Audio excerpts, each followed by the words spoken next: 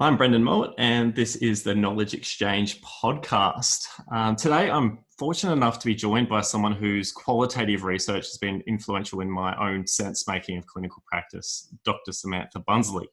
Samantha is a postdoc at Melbourne University in the Division of Medicine, Dentistry and Health Sciences and has been awarded over $3.5 million in funding for her research career, spanning plenty of mixed methods work, including the exploration of patient beliefs, behaviours, clinical communication in conditions such as back pain and osteoarthritis, not to mention many more. So welcome, Sam. Thanks for joining me today.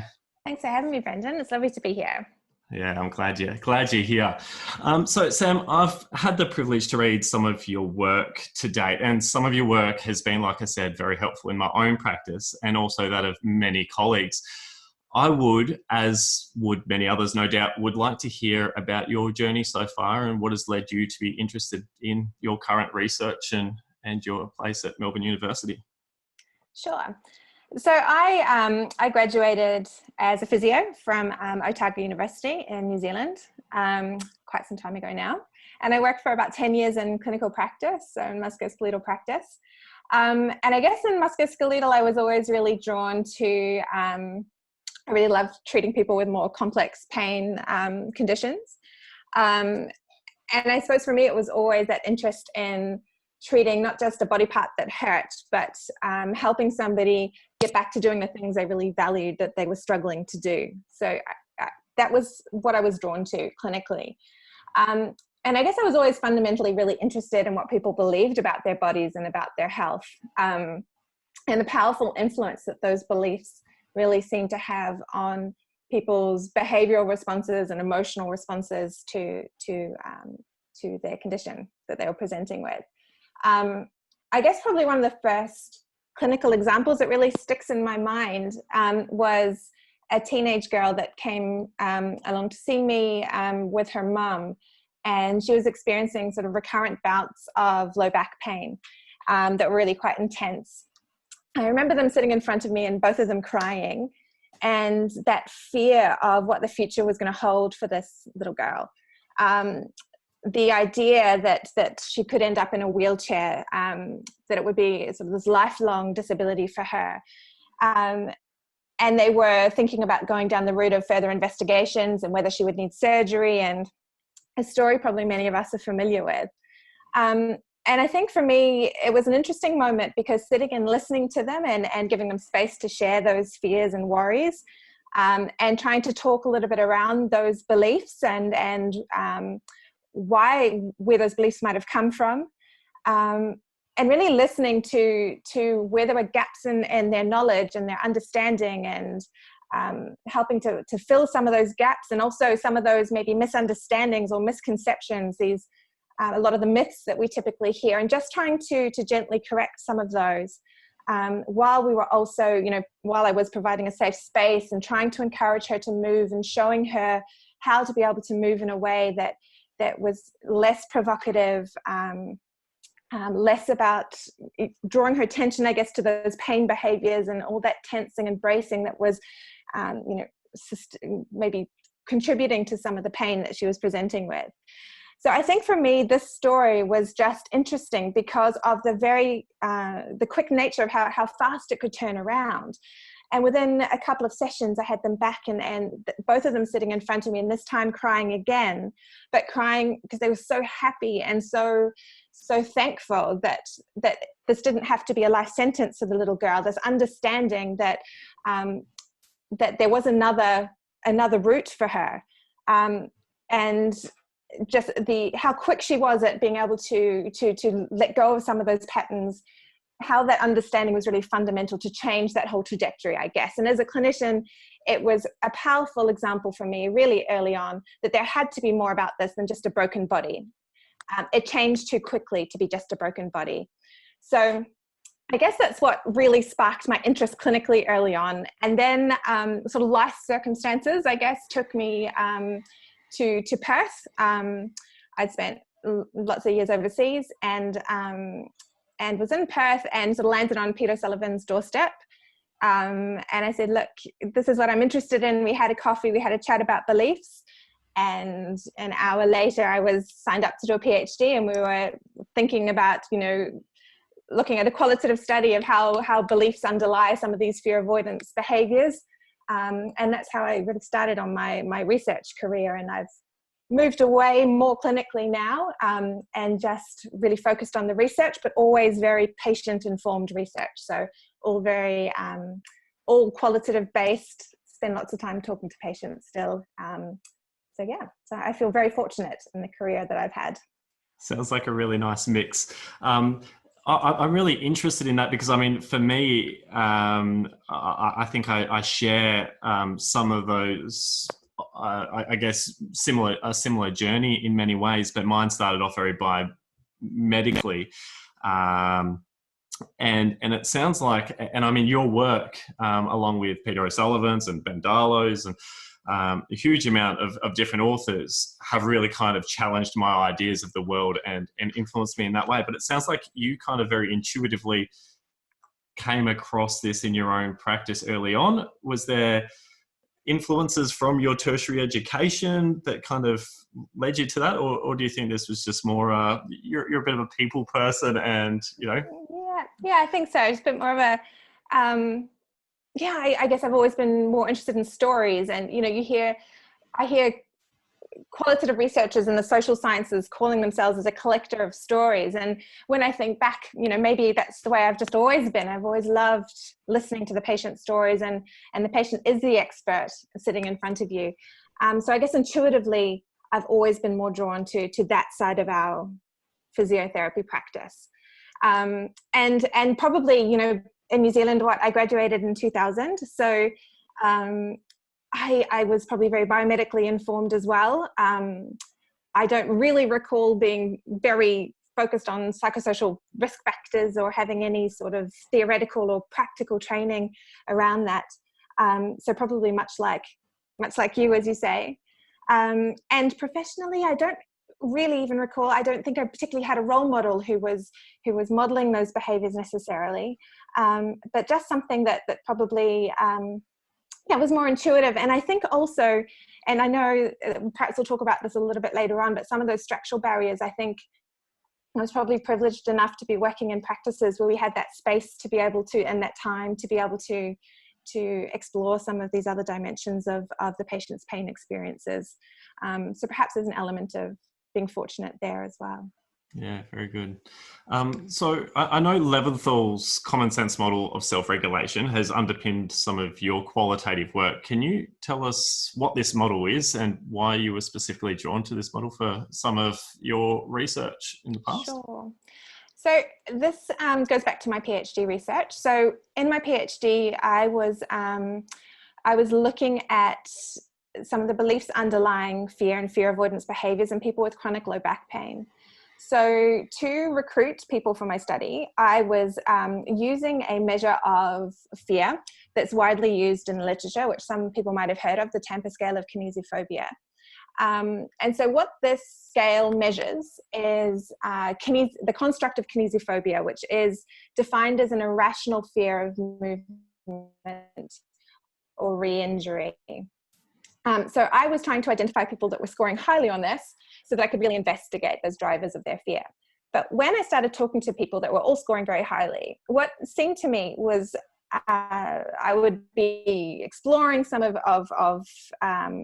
perhaps someone might say that a common response would be their fear around bending or lifting, those sort of things with their back. And when I was starting to explore the reasons for that, a lot of people were saying, well, if I bend over, I could pop my disc out, and if my disc pushes on my spinal cord, then I could end up a paraplegic, I could end up in a wheelchair.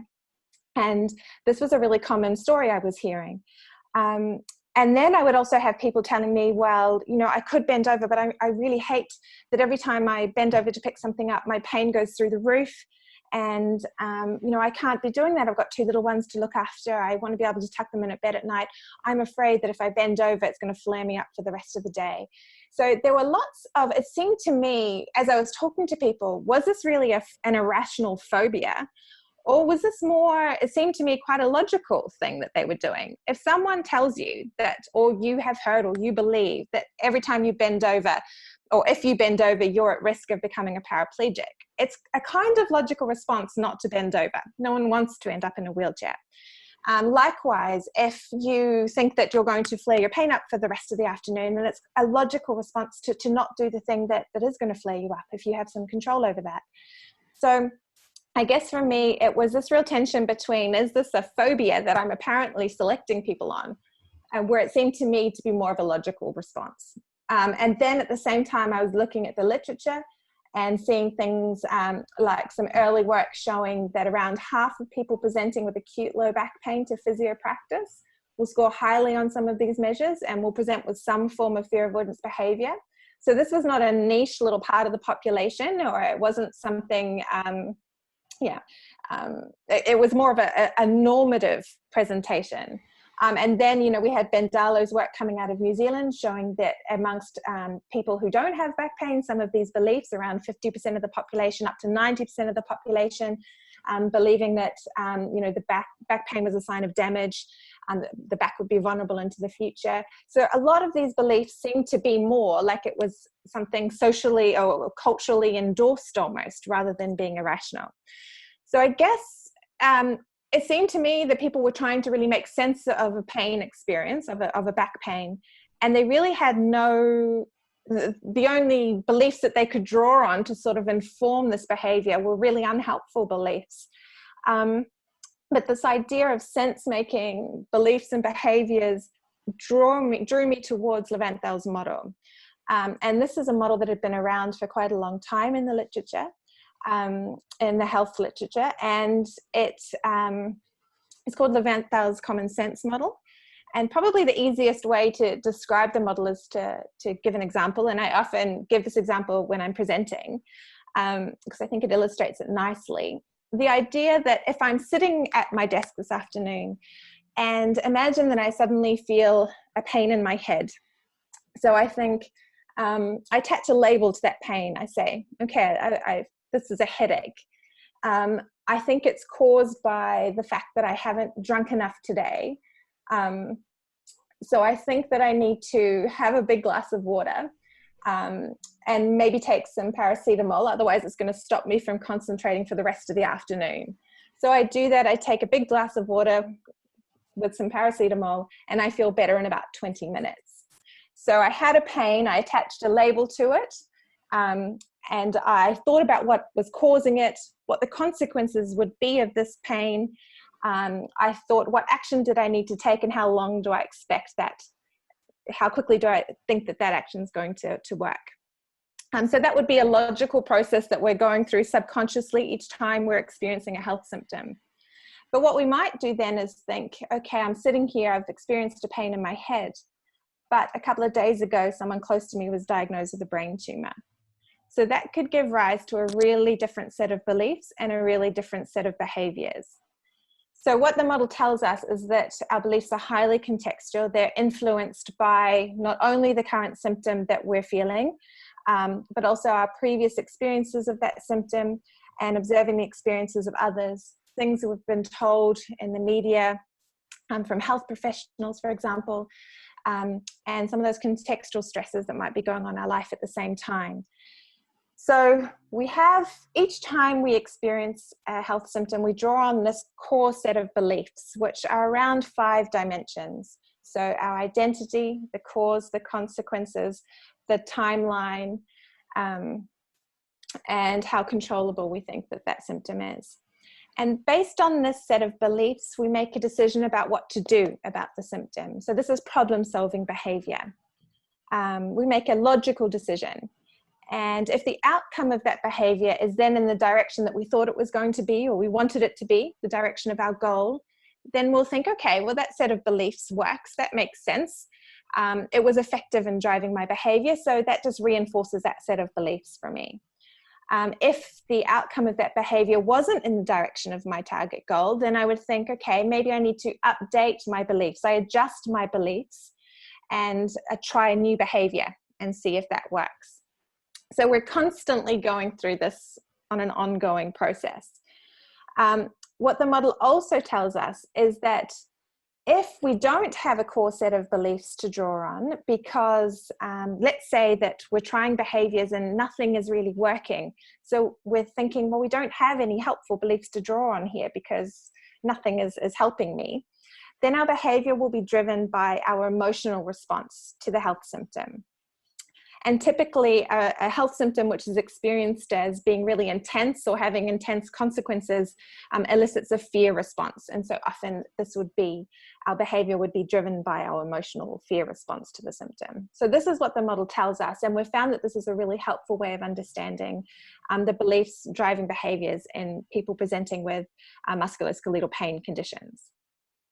Yeah, absolutely. And so a part of that then is, we as people, we're trying to make sense of our symptoms or our situation, our experience that we're having. And in, the people who are coming to seek our help are, maybe stuck in the sense-making process, or they've been kind of going through it, and there seems to have been possibly some worry or some fear that's kind of driven them to have this behavior of seeking our help. Would that be a fair sort of statement to sort of make? Yes. Yep. And absolutely.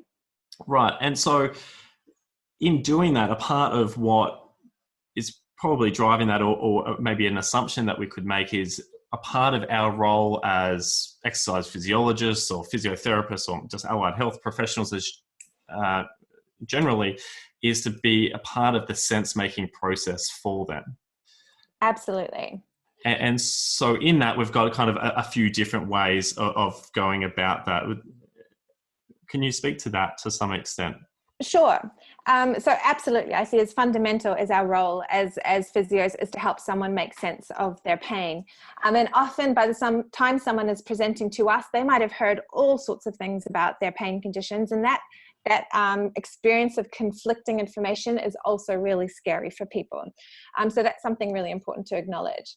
But I think for every person that walks through our door as physios, we need to be thinking, how does this person make sense of their pain, and how can I help them make sense of their pain in a way that's going to give rise to helpful or adaptive behaviors.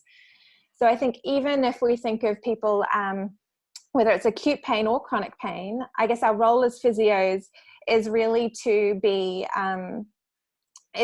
whether we're trying to correct unhelpful pain behaviors, or we're trying to get someone to adhere to self-management, whatever we're trying to do, and we are really trying to change someone's behavior. And to be able to do that, we need to be thinking about their beliefs underlying that.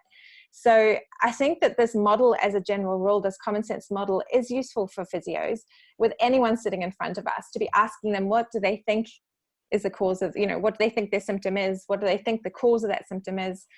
Going through that sort of core, exploring that core set of beliefs. And as I said at the beginning, really listening for any gaps in that knowledge or any conflicting information that they're not being able to make sense of, and helping them fill those gaps with some clarity, with some evidence. And also trying to listen for those misconceptions too, those beliefs linking the disc bulge and the wheelchair, and trying to then to very gently challenge those beliefs. And we can talk a little bit later about how to do that. That's a really, really important role as a physio, I think, for everyone coming through the door. Yeah. Okay. And so I think a part of, if I reflect on my own training and the training of many others, is, we talked about, all right, we need to kind of get to a bit of an idea of what a diagnosis is. And a diagnosis for many people is a part of that sense-making process. But from what you're sort of suggesting here is that in a diagnosis in itself, that could be something that would lead to potentially maladaptive behaviors, depending on what their sense making or their meaning that they applied to that diagnosis was.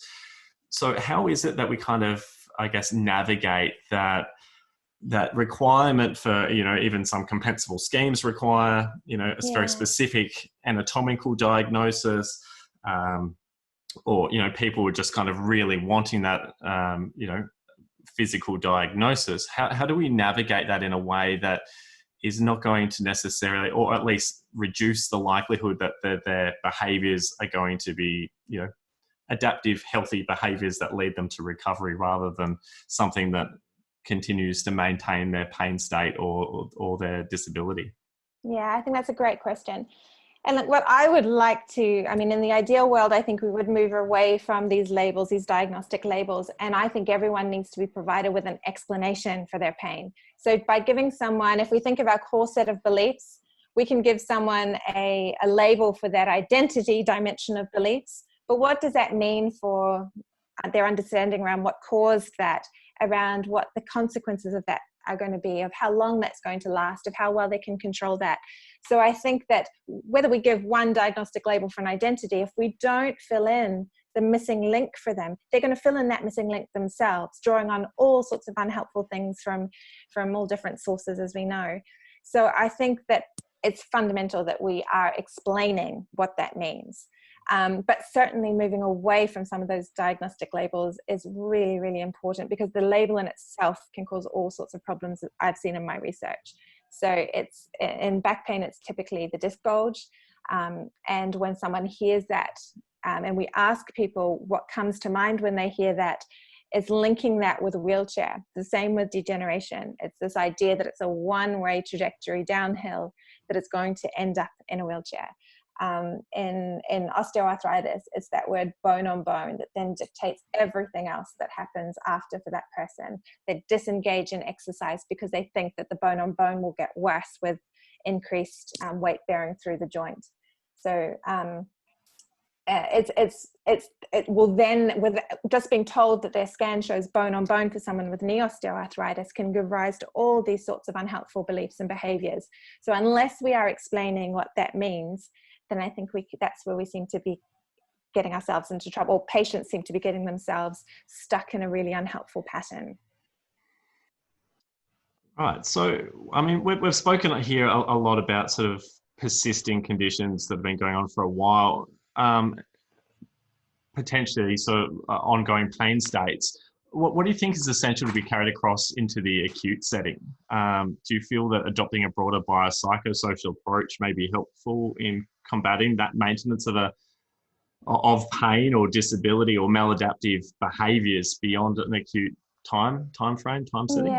Yeah. So again, sort of, I guess what I was sort of saying before too is that we know that beliefs play a really important role in that transition from acute pain to chronic pain.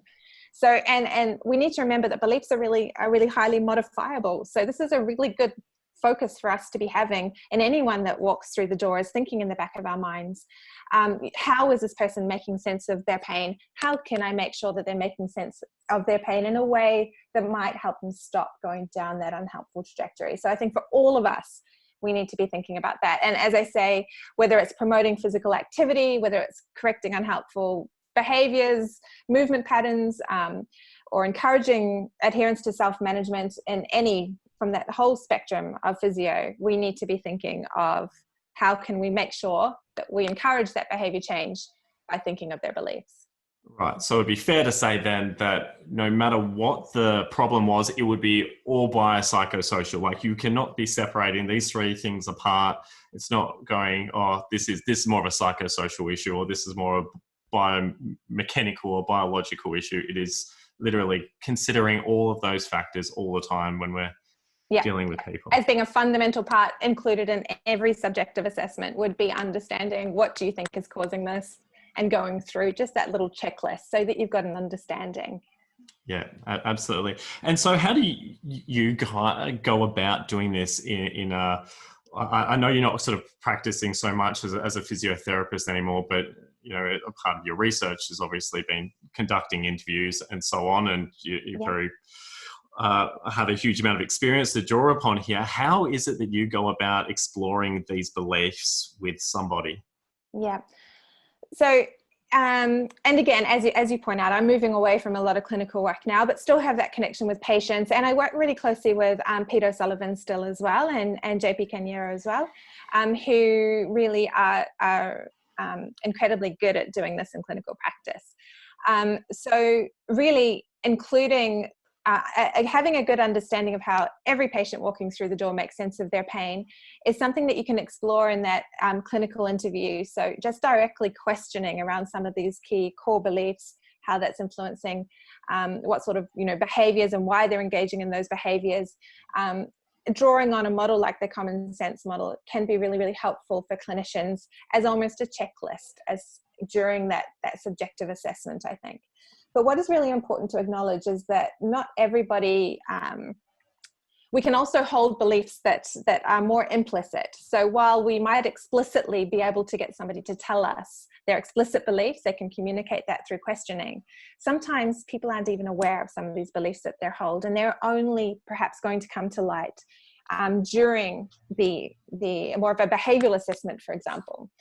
So this is where it's really important to be looking at or thinking about in that subjective, in the interview, what are the things this person is worried about or can't do or are particularly provocative, and then taking them through those movements. And while they are doing those movements, would be looking for any of those, just closely watching for any of those unhelpful movements, any of the pain behaviors that we might be picking up, the wincing or the bracing or the hand, the holding, all those sorts of things. And that's where we have an opportunity to really tap into some of those implicit beliefs, to be questioning them about why they might be doing those, because often people aren't even aware that they are.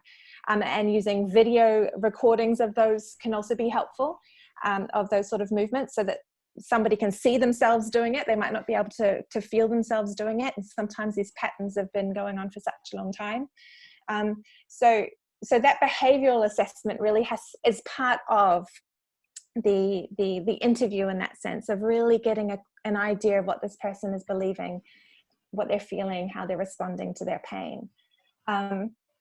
And through behavior and movement beliefs and behavior really are inextricably linked, I guess. We'll have some people that when we're trying to address their beliefs, we can sit down and talk them through it and provide with evidence and explanations. And that can then encourage them to do the things that they might be afraid of, to be able to relax when they bend in a way that doesn't cause them pain, it's not provocative. And for some people, that experience of doing that will then, if they didn't experience an increase in pain, then that can help them understand that, well, I didn't have increased in pain, therefore I didn't cause more damage to my back when I did that. So that can be a helpful thing for me to do. I don't need to be afraid of that. I can do this without pain. So we can address those beliefs to encourage them to move. But for some people, we might need to show them how to move first. And for them, that to be the opportunity, once they're moving, to be able to disconfirm some of those beliefs. So really, there's not one way or the other way. That belief change and behavior change are really hand in hand. So this is a really important thing to be exploring, I would say, during the clinical assessment. And there are really nice examples. Peter Sullivan has some nice videos around how to do that, that are in online resources that can model some of those things in practice. So we can use sort of behaviours to influence someone's priors in terms of their own knowledge and update and so on, but we could also be using education strategies and so on for them to kind of update and then hopefully have that influence their behaviours. It's like you said, they're kind Absolutely. So it's bi-directional. Yeah. Right. And so what might dictate whether or not you decided to go with an individual sitting in front of you to go down more of an education strategy, or go down more of a, let's do some behavioral experiments and sort of let them validate or invalidate their own, belief system themselves, if you will? Sure. I think we'd always be doing both. So for every person, you'd be trying to incorporate aspects of both, and one will work better than the other, and some you might just need to focus on those, give a lot more time to the behaviors first of all. If you give the example before of the teenage girl that sat in front of me way back then, that education and reassurance was enough to then help her get moving. So that's something that emerges usually during the session, but with everybody you would need to be combining both. That behavioral experimentation is really fundamental, and that's where I see the difference, perhaps to just delivering information and education resources. That goes so far to some extent, but I think that we really need, and this is our real niche as physios too, is to be able to draw on our understanding of behavior to combine the two is much more powerful. I think to have sustained belief and behavior change, it needs to be quite an experiential process.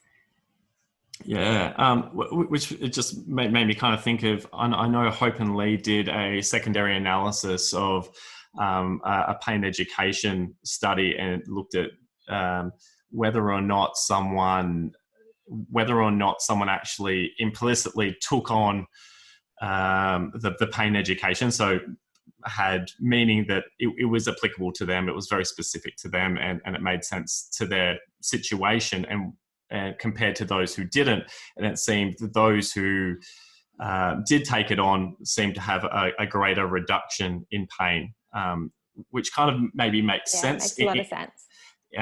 in this sort of context, even though that is a secondary analysis that we can't sort of, look too hard into, but that would possibly be an underpinning.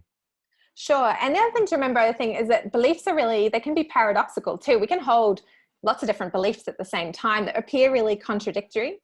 So it's really something that when we're just being told information, yes, we can store all that, but it's that action of we need to be disconfirming some of those unhelpful beliefs that I think is really important too, because they might still be fundamentally there, and we are holding more of a paradoxical set of beliefs that we need to work on challenging them at the same time as giving that helpful information. So in that sense, I mean, a lot of what I'm hearing from you right now is kind of, lots of strategies of motivational interviewing and that sort of thing. Is that sort of what underpins the way that you approach these situations and highlight maybe inconsistencies in their belief system and have them evaluate that themselves? Absolutely, that's spot on. Yes. Yeah, excellent. We talked a little bit about implicit beliefs of the individual, Yeah.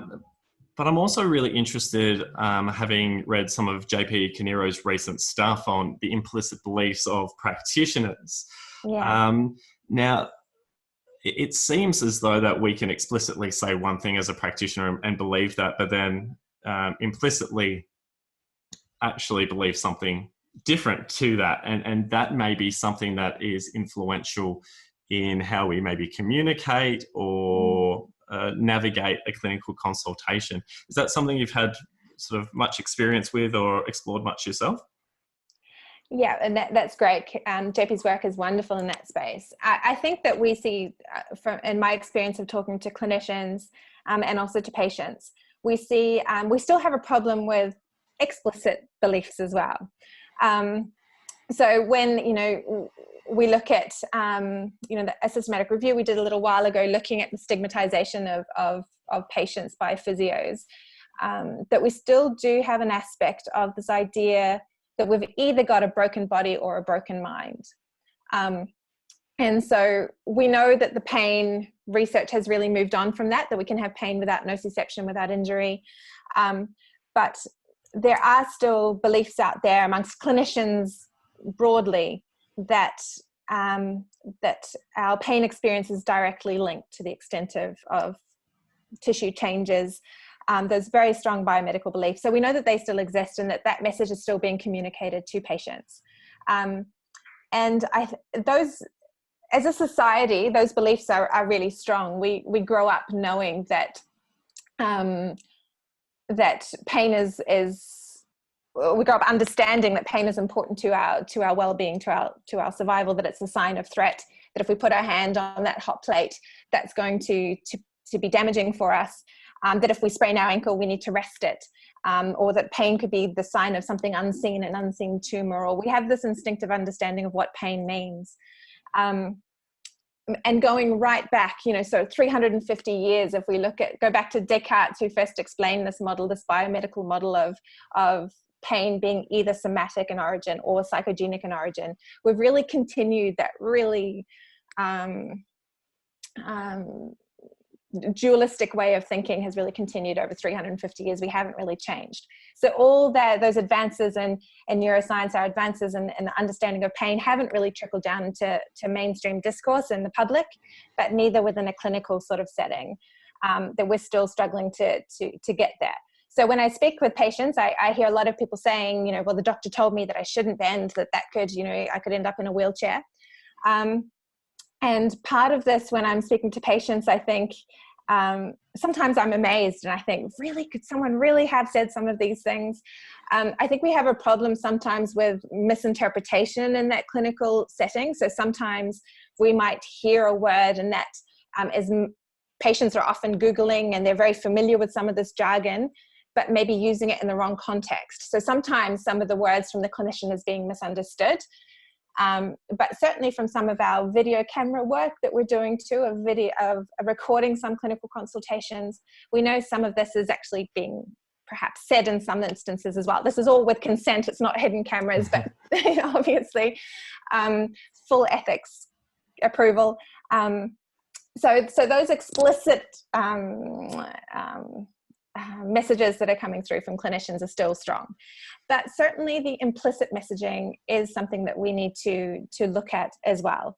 Part of this, when we're speaking again to clinicians, is the idea that we understand the neuroscience and developments in research as far as pain, but we don't know how to put that into practice. So this is where I think sometimes we fall back into the patterns that are familiar to us. And this is something that we need to do a lot more work in, is really skilling, well, how do I put this into action? And I think that's what's really missing a lot for clinicians. I understand what I'm supposed to do, but I don't know how to do that, how to put it into practice.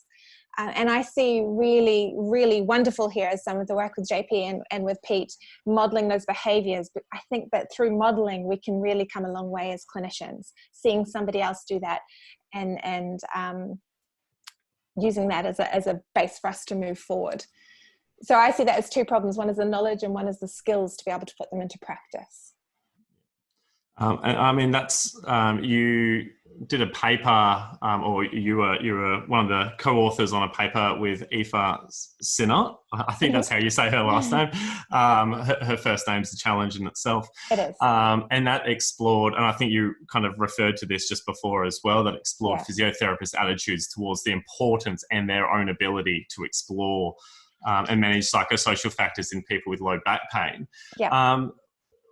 What were the overarching things that you found in that paper? What was sort of, I guess, surprising to you? Or so the two main things were that idea that physios were still stigmatizing some of those people that present with those psychosocial risk factors for persistent pain. Everyone presents with psychosocial factors, but those ones that are presenting with some of the more complicated barriers, I guess, to recovery. And the labeling of sort of those extravagant pain people. And this is concerning because a lot of the work that I've done, obviously, with patients are really acutely aware of being labeled as one of those extravagant people, and having the legitimacy of their pain being questioned is a huge thing for patients. So certainly the fact that there was an element of physios explicitly saying this is really concerning. And this paper was published a little while ago, but I think there is still, perhaps amongst the clinical community, some evidence that we still have that broken body or broken mind mentality. And the second one was this idea that physios felt that perhaps addressing some of these factors was outside of their scope of practice, or outside of their skill base. So things like, why would I identify fear of movement if I don't know what to do about it? Also the idea that they were concerned about that conversation going wrong in the clinical setting, that the patient then might think that they think it's in their mind and then the patient disengages. And so some of those difficulties of how to deliver this message, how to address some of these factors. So that's where the skill base comes into it, I guess. As I see as being really important, that we need to fill that skills gap. So they were the two key themes that came out of that study. And do you think, so with that, in the last few years, with your observation of various institutes around the world, are we better filling those gaps in terms of our tertiary education curriculums and so on? Or do we have a ways to go with this? I think we still have a way to go with this. Certainly now I'm doing a lot more work at the University of Melbourne. I'm working closely with orthopedic surgeons, and that's been a really interesting group of people to work with. And we are really trying to challenge that existing paradigm, but there's a lot of work to go, I think. Certainly when it sort of reminds me, and maybe it's a bit of a left turn, but we've done some work looking with orthopedic patients, looking at their whole sort of trajectory from the moment that they identify that they've got a symptom, all the way through to presenting for surgery, and trying to understand what that journey looked like. And certainly there seem to be quite a lot of, along the way, we see real sort of structural barriers that they've encountered that no one has really often sat down and explained what's happening and help them make sense of their condition for sometimes, you know, a very, very long period of time, maybe 20, 30 years of going to see the GP for a 5-10 minute consultation, of seeing the surgeon, you know, from time to time for a quick 10-minute consultation. And really this idea that they're just, in the context of osteoarthritis, biding their time until they're old enough to have surgery. So there are all sorts of, I think, structural barriers of these 5-10 minute quick appointments where perhaps there's been missed opportunity really for someone to sit down and really explain pain well. And this is where I think physio can play a really important role, that we're privileged to have a bit more time to be able to sit with somebody, to be able to give more of a sort of comprehensive care to someone. And there are still some barriers within a physio setting to do that. But I think that if we can get the patients to come, we've got a really important role to play here. Often it's difficult to, in a lot of the work I've done, someone presenting to a GP with osteoarthritis are far more likely to get referred to surgery than they are to non-surgical care, to a physio. And those numbers are really, really quite strikingly different. So we need to do a lot more work of almost marketing ourselves in a way. We have a real role to play here to help somebody in a much more comprehensive way than we could do in a 5 or 10 minute consultation in some of these other settings. That's a bit left of field, sorry, but I do think that as physios, we've got a lot more work to do in getting our message out there of the potential role that we can play in society. Yeah, absolutely. And I think you kind of talked about sort of these barriers that even we have as practitioners. And I know a lot of practitioners are possibly sitting there right now going, hey, I've got 20, 30 minutes, you know, in a consult. And what we're talking about here is exploring sort of, you know, 5 belief constructs and then looking at behaviours, and, you know, it's far more in depth than our traditional biomedical assessments. What are your thoughts on that? Do we need to be, you know, finding ways to make our businesses work within, you know, a larger, you know, time frame appointment, or are we able to deliver these in, you know, multiple sessions, or, you know, within 20 minutes, half an hour?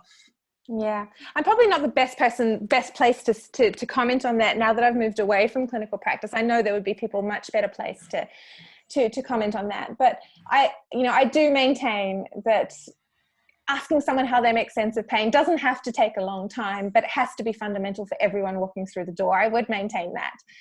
But certainly having the time and space to explore these, to explore some of the underlying drivers of these beliefs and these behaviors is really important, to be able to have the space and time to do that, and also to be able to build the trust and rapport with that person, to be able to feel comfortable to divulge some of that information too.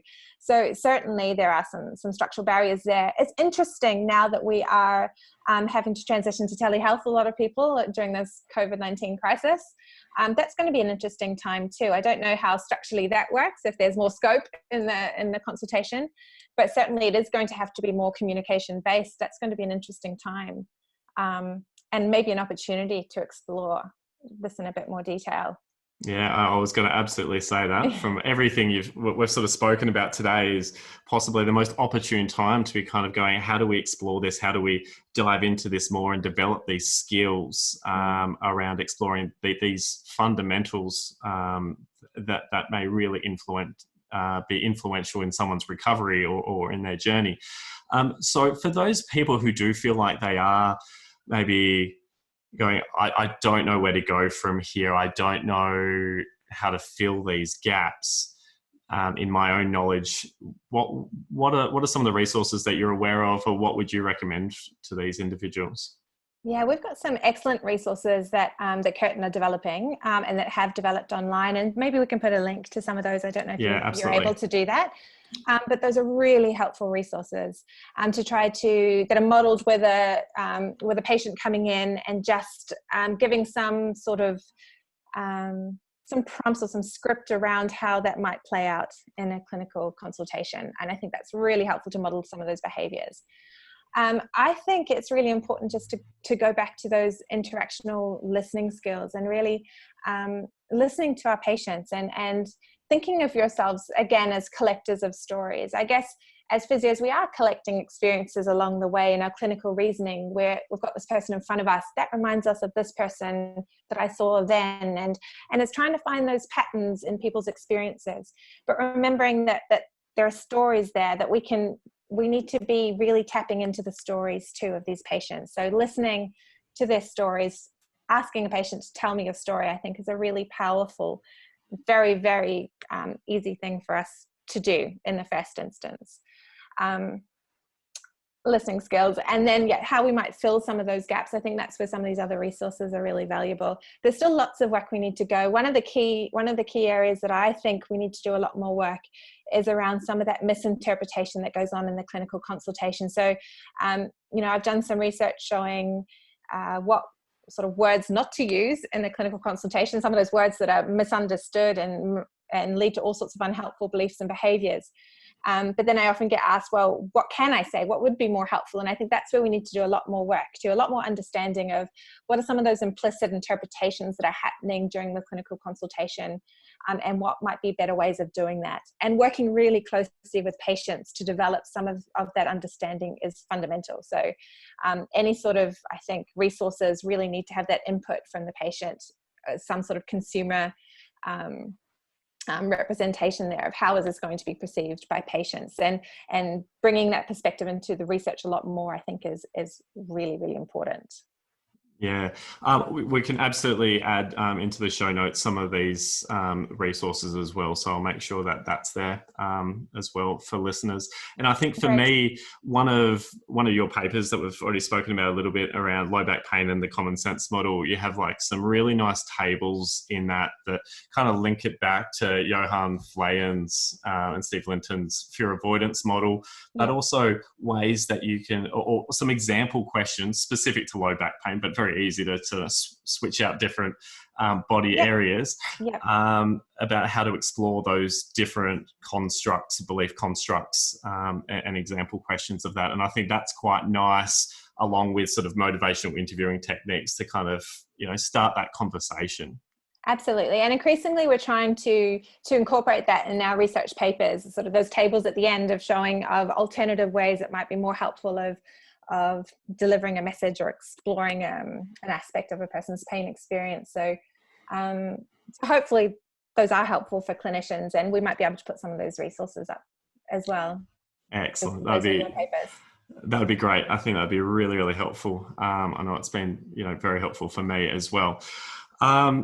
So Sam, just to sort of finish off, for those listening at home, is there any way for them to find out more about you? Are you a prolific Twitter user? Are you all about the Snapchat? Are you...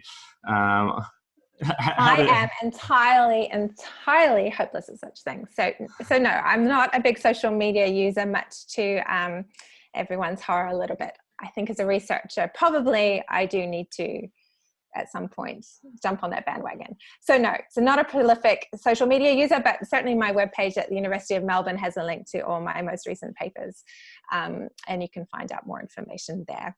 And certainly anyone can email me if they've got any further questions or any comments that they would like to send through to me. I'm always really interested in keeping that clinician perspective and hearing clinician stories, especially now that I'm a little bit outside of the clinical hands-on world. So my email is samantha.bunzli@unimel.edu.au. I'd love to hear from anyone. Excellent. Samantha, thank you so much for joining us today. I could speak to you for hours. It's been absolutely fascinating. So I appreciate your time and look forward to catching up sometime in the future. Thanks, Brendan. It's lovely to be here. Thanks for the opportunity to share our work. Yeah, you're welcome.